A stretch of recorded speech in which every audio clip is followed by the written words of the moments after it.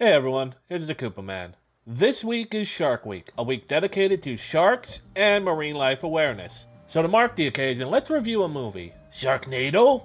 What? No, why would you suggest that? Isn't Shark Week on the Sci-Fi Channel? No, it's on Discovery.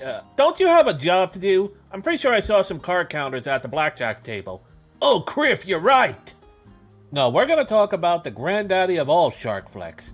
Heck, it's the granddaddy of all summer blockbusters. Period. This is Steven Spielberg's Jaws. Okay, boys, plankton breakover, pull your fish fingers out, come on. We have some scuba divers approaching. Now you know the drill. Everyone into position. Okay? 2, 3, 4. Da-da. Da-da. Da-da. Da-da. Da-da.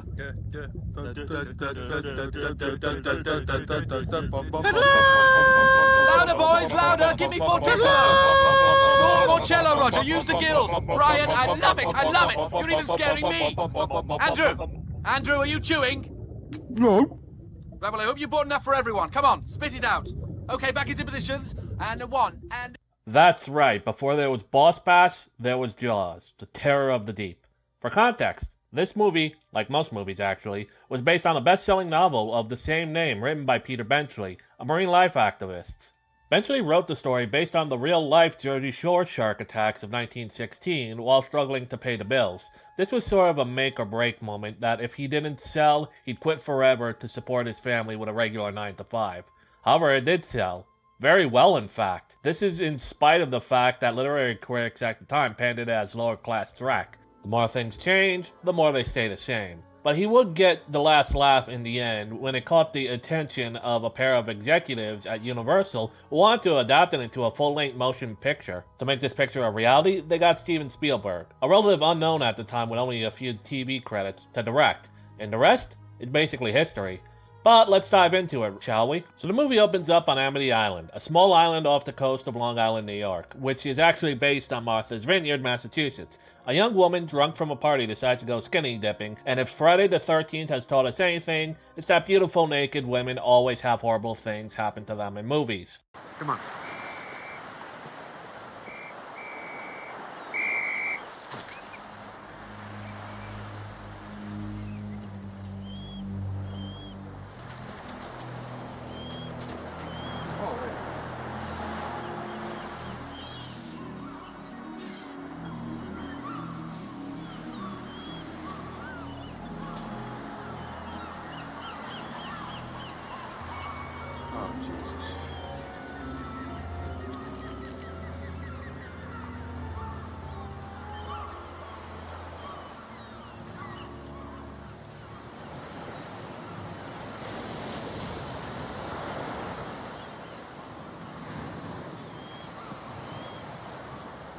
Cut to the next morning where they're identifying her remains, and the police chief, Martin Brody, played by Roy Schneider, decides to close the beaches as a precautionary measure. The mayor, however, has other ideas. This is Amity Island, in the summer. It's a tourist town, getting ready for the 4th of July celebration. More than that, Brody just transferred from New York City.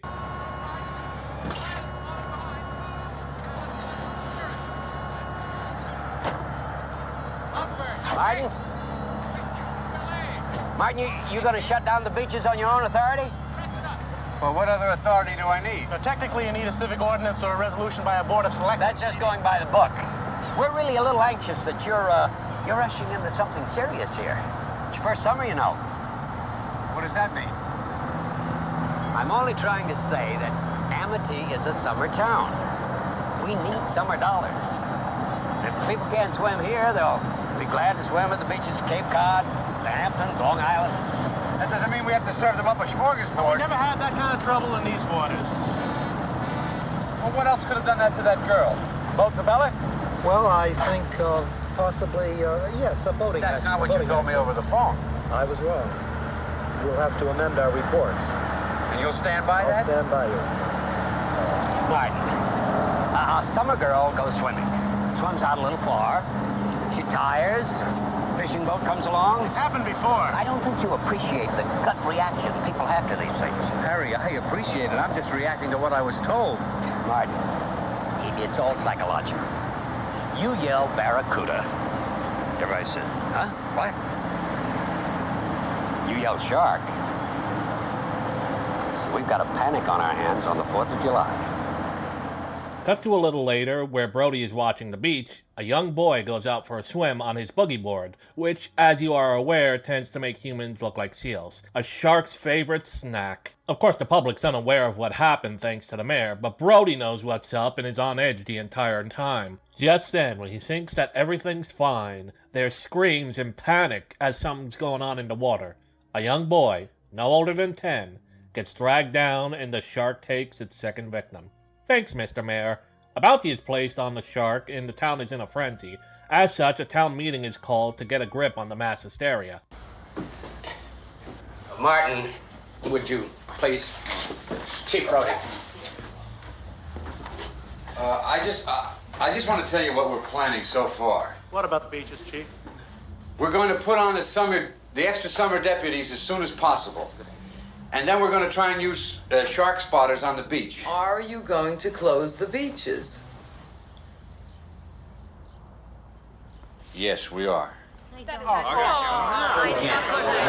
also planning to bring in some experts from the Oceanographic Institute on the mainland. Only 24 hours. I didn't agree to that. Only 24 hours. 24 hours is like 3 weeks.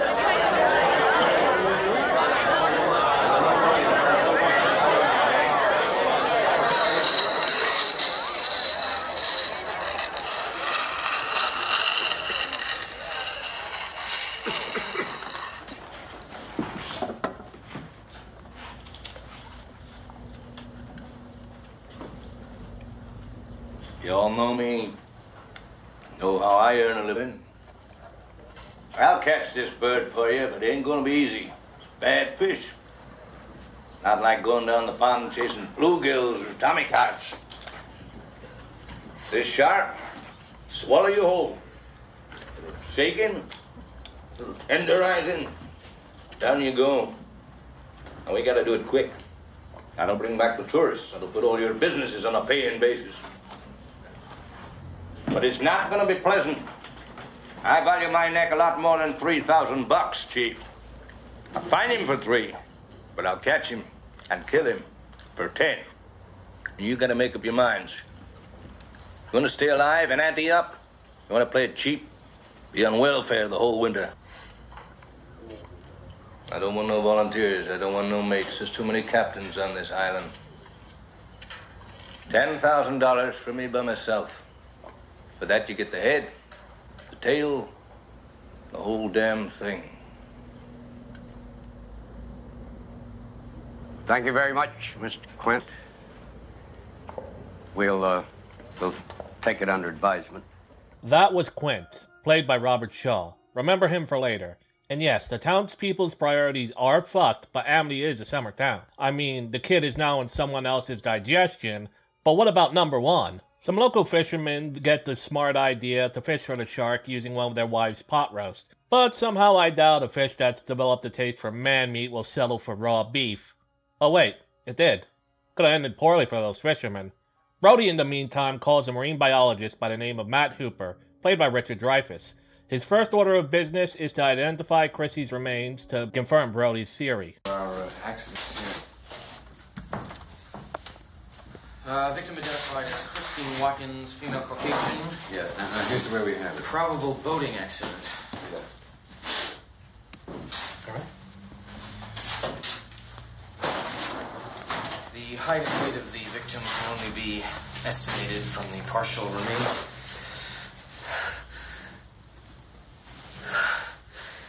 The torso has been severed in mid-thorax. There are no major organs remaining. May I have a glass of water, please? Right arm has been severed above the elbow with massive tissue loss in the upper musculature. Thank you very much. Partially denuded bone remaining. This was no boat accident. Did you notify the Coast Guard about this? No, it was only local jurisdiction. The left arm, head, shoulders, sternum, and portions of the rib cage are intact. Do not smoke in here. Thank you very much. This is what happens. It indicates the non-frenzied feeding of a large squalus, possibly Longimanus or Asurus glaucus. Now, the enormous amount of tissue loss prevents any detailed analysis. However, the attacking squalus must be considerably larger than any normal squalus found in these waters. Didn't you get on a boat and check out these waters? No. Well, this is not a boat accident. It wasn't any propeller. It wasn't any coral reef. And it wasn't Jack the Ripper. It was a shark. Sooner than you can say priorities, however, a bunch of fishermen caught a shark. Rather small for the shark that was reported on Chrissy's body, but the mayor won't listen to reason. Summertown, after all. Cooper tries to tell Brody that the bite radius of the tiger shark they caught doesn't match and he wants to dissect it. But again, Summertown. The young boy's parents arrive to slap Brody in the face for keeping the beaches open. Again, gotta love that mayor. Hooray for politicians. This gets to Brody as he's having dinner with his own son, realizing it could have been his boy just as easily, but putting on a brave face for his wife and children. Hooper arrives to confirm what he told Brody. There was no human remains in the tiger shark, and Hooper ropes Brody into coming with him on his research vessel to find the real shark, who he knows is a night feeder. While on the water, they make two discoveries. One, a severed tooth of an abnormally large great white buried in the hull of a local fisherman's boat. And the other discovery? The remains of said fishermen. They, once again, go to the mayor and try to explain the situation, and once again, Summertown. The beaches remain open. End of discussion. So come 4th of July weekend, Amity Island has its largest spike in tourism. People come from all over to visit the island, and especially the island's beaches. It's not like they were completely unprepared, to be fair. The media made a circus of the recent shark attacks, so the public is well informed. The mayor even has to get one of his buddies to go into the water just to get people to follow. Hooper and Brody put together a task force to ensure to the best that they can that the waters are safe. But after a fake out involving a fake shark prank that some punk teens cooked up, the real shark strikes again.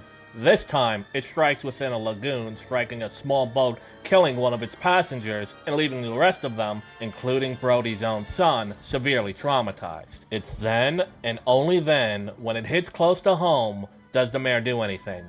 Finally, the mayor agrees to hire Quint, giving him everything he asked for and then some.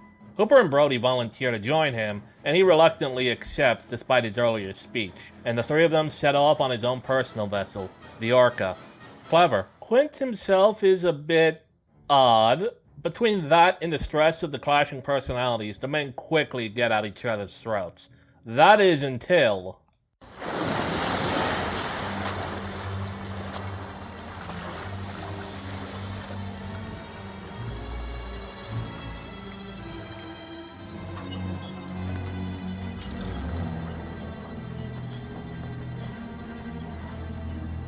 You're gonna need a bigger boat.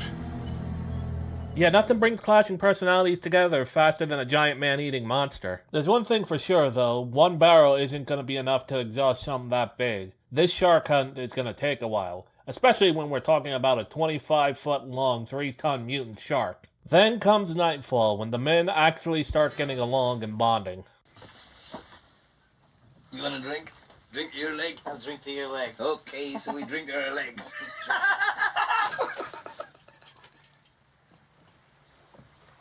I got the creme de la creme. Right here. Hold on. Hey, you see that? You're wearing a sweater. Right there. Mary Ellen Moffat. She broke my heart.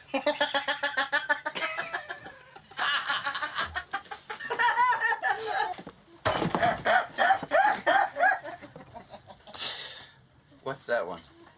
What? That one there, on your arm. Oh, well, it's a tattoo. I got that removed. Don't tell me. Don't tell me. Mother.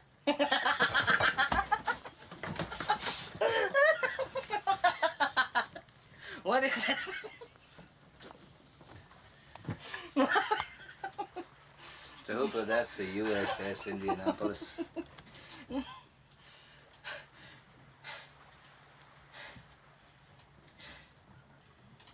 You were on the Indianapolis? What happened? Japanese submarine slammed 2 torpedoes into our side, Chief. He was coming back from the island of Tinian to Lady, just delivered the bomb, the Hiroshima bomb. 1,100 men went into the water. The vessel went down in 12 minutes. Didn't see the first shark for about half an hour. Tiger, 13-footer. You know that when you're in the water, Chief? You tell by looking from the dorsal to the tail. What we didn't know was our bomb mission had been so secret, no distress signal had been sent.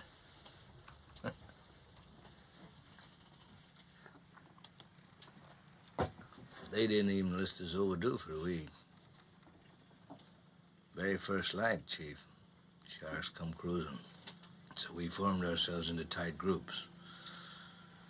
It's kind of like old squares in a battle, like you see in a calendar, like the Battle of Waterloo, and the idea was, shark comes to the nearest man, that man he starts pounding and hollering and screaming. Sometimes the shark would go away. Sometimes he wouldn't go away. Sometimes that shark, he looks right into you, right into your eyes.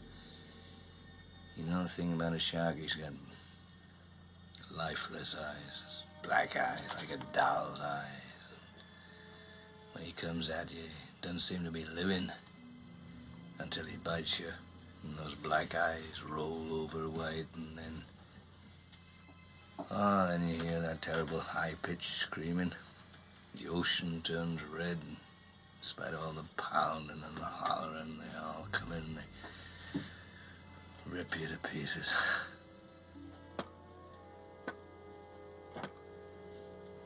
By the end of that first dawn, lost 100 men.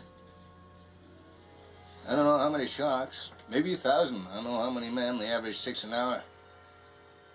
On Thursday morning, Chief, I bumped into a friend of mine, Herbie Robinson from Cleveland.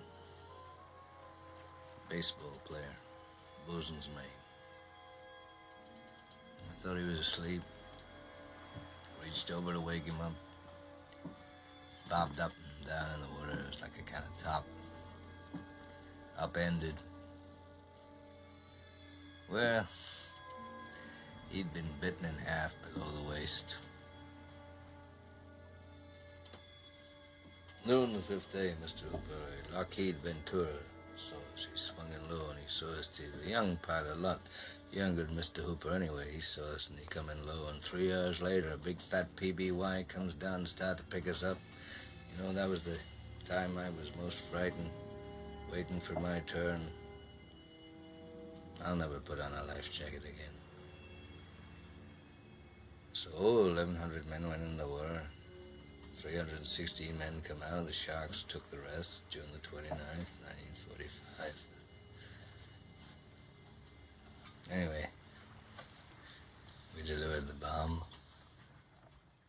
Yeah, I know, that was a pretty long scene, but it's pretty poignant, and original to the screenplay, as this characterization wasn't in the novel. Really beneficial for the movie, as the characters are a lot more likable and easier to root for. However, after this, the shark returns and tries to ram the boat, which breaks apart some of the hull, causing water to spill in, as well as overloading the ship's engine, requiring the men to spend the rest of the night repairing it. The next morning, it's dire, as it's clear that this fishing trip is turned into a war. Brody tries to call the Coast Guard for support, but Quint is too proud and won't accept help from anyone, so he smashes the radio. But before Brody can strangle him, though, the shark reemerges, and they hook another barrel to him. However, even that's not enough, and what's more, the shark is able to tug the orca backwards a few yards, flooding the deck and getting water into the engine room, and breaks off one of the ship's cleats in the process. Quint tries to take them back to shore, but the engine had all it can take and fails, leaving the men as sitting ducks. Out of options, Hooper recommends they lower him into the water in his shark cage so that he can jab the shark with a poison needle filled with compressed air and strychnine, which in theory would kill the shark almost instantly. This is no ordinary shark, though, and it breaks the cage wide open, causing Hooper to drop the needle. As he's trying to get it back, the shark has moved on to the rest of the crew, smashing the orca to bits and causing Quint to fall right into its mouth. But Quint is old and stubborn, and he picks up a machete and slashes the beast with his very last breath. Seems like it's 2 down, and the shark is still pursuing Brody, who slams one of Hooper's air tanks into its mouth to get it to back off. As the ship is sinking, he goes on one last gamble and picks up his rifle. Come on, show me the tank. Smile,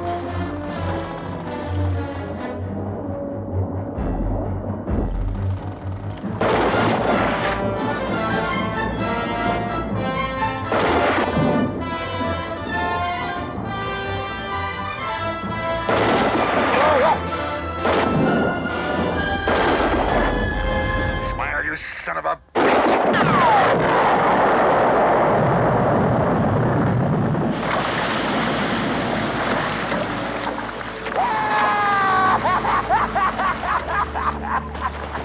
And with that, the man-eater is dead, and Hooper emerges alive as well. Together, he and Brody swim back to shore as they are grateful for their lives, leading to the ending credits.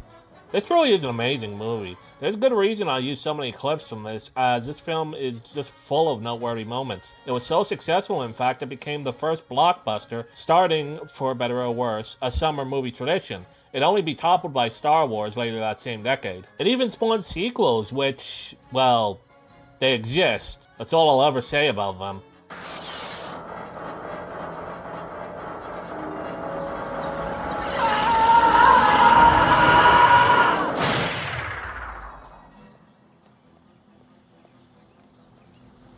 Shark still looks fake. And it kickstarted Steven Spielberg's illustrious career in Hollywood. Even Peter Benchley, the original author, made enough money in the deal to keep writing for another 10 years. And it wouldn't be the last time one of his novels was made into a movie, as they would also adopt his later book The Deep in 1977, as well as a few other books through the years. I recommend watching this movie in full wherever you can find it, as it's a classic.